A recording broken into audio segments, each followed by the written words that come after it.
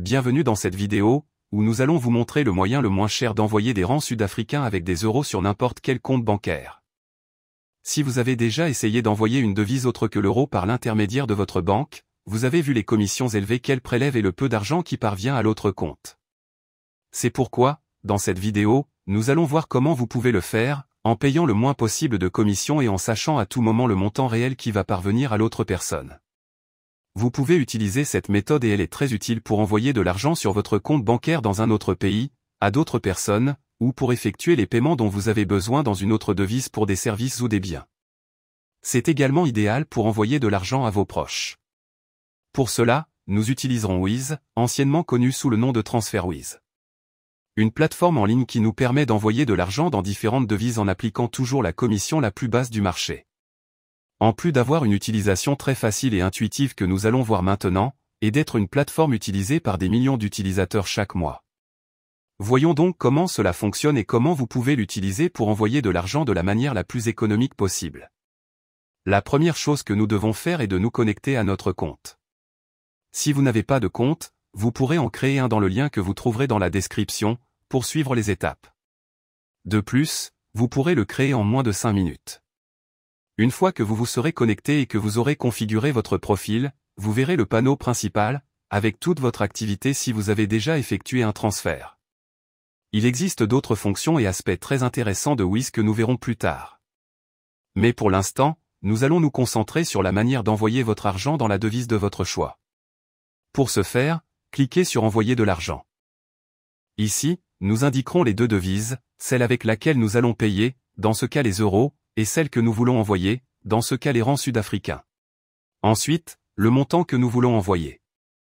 Ici, vous pouvez indiquer les euros, ou si vous devez envoyer un montant spécifique dans l'autre devise, vous pouvez également l'indiquer et voir le montant total des euros.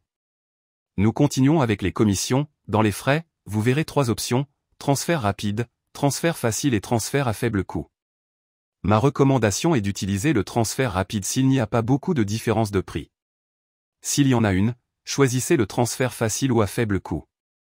Vous verrez ci-dessous le taux de change que nous sommes assurés d'obtenir dans les prochaines heures. Vous pouvez donc être sûr que vous ne serez pas surfacturé ou que vous ne serez pas facturé à un taux de change défavorable. C'est un phénomène très courant dans les banques, qui, en plus de facturer des commissions très élevées pour les échanges de devises ou l'envoi d'argent à l'étranger, applique un taux de change qui n'est pas celui du marché, ce qui vous fait payer plus cher. En outre, Wise utilise le taux de change du marché, que vous pouvez vérifier en cliquant sur le taux de change indiqué et voir le graphique avec l'évolution du taux de change. Et si vous avez des doutes, vous pouvez le vérifier vous-même et vous verrez que c'est le taux de change réel du marché qu'il propose. Juste en dessous, vous verrez le montant que vous économisez en utilisant Wise et non une banque traditionnelle, ainsi que le délai estimé d'arrivée. Vous pouvez même cliquer sur Comparer les prix ou pour voir les différentes options d'envoi de la devise que vous souhaitez, et vous verrez que Wise est toujours le moins cher. Passez à l'étape suivante. Ici, vous devrez choisir à qui vous envoyez l'argent, qu'il s'agisse de vous-même dans un autre pays, d'une autre personne, d'une entreprise ou d'une organisation caritative. Le plus courant est d'envoyer l'argent à quelqu'un d'autre, nous allons donc cliquer ici si c'est votre cas. Ici, vous devrez remplir les informations demandées afin d'envoyer l'argent. Il s'agit du nom de la personne, de son compte bancaire et d'autres informations fiscales en fonction du pays où vous envoyez l'argent. Une fois les informations remplies, cliquez sur Confirmer, et vous accédez à la section de vérification. Ici, vérifiez simplement que vous avez saisi toutes les informations correctement, et si c'est le cas, cliquez sur Confirmer et Continuer. Enfin, le mode de paiement. C'est l'un des meilleurs atouts de Wise, qui vous permet de payer de différentes manières pour plus de commodité. Ceci est lié à la commission que nous avons vue précédemment, où selon la méthode de paiement, la commission sera plus ou moins élevée. En général, si la commission est plus élevée, l'argent arrive aussi plus rapidement. Comme vous pouvez le constater, il existe différentes options, mais nous allons nous concentrer sur les plus courantes et les plus utilisées. Le virement bancaire, avec une commission plus faible, mais qui prend généralement entre 1 et 3 jours pour recevoir l'argent de Wise et l'envoyer sur le compte que nous avons indiqué. Et la carte de crédit ou de débit, où nous pouvons payer sur place, et l'argent arrive un jour plus tôt sur le compte bancaire que nous avons indiqué, en payant une commission plus élevée. L'une ou l'autre méthode est idéale pour payer, et une fois que vous êtes sûr de la méthode à utiliser, il suffit de cliquer sur Continuer le paiement et d'effectuer le paiement. Dans le cas d'un virement bancaire, nous devons indiquer si nous envoyons l'argent nous-mêmes ou à quelqu'un d'autre. La manière dont nous allons effectuer le transfert et c'est tout. Une fois que vous aurez effectué le paiement, l'argent sera acheminé vers le compte bancaire que vous aurez indiqué. De cette façon, vous aurez pu envoyer de l'argent dans une autre devise, sans payer les commissions élevées que les banques ont. En plus des taux de change défavorables.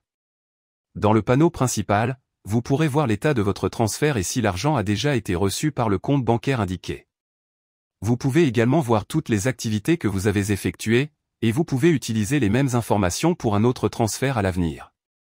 N'oubliez pas que si vous n'avez pas de compte chez Wiz, vous pourrez en créer un grâce au lien figurant dans la description.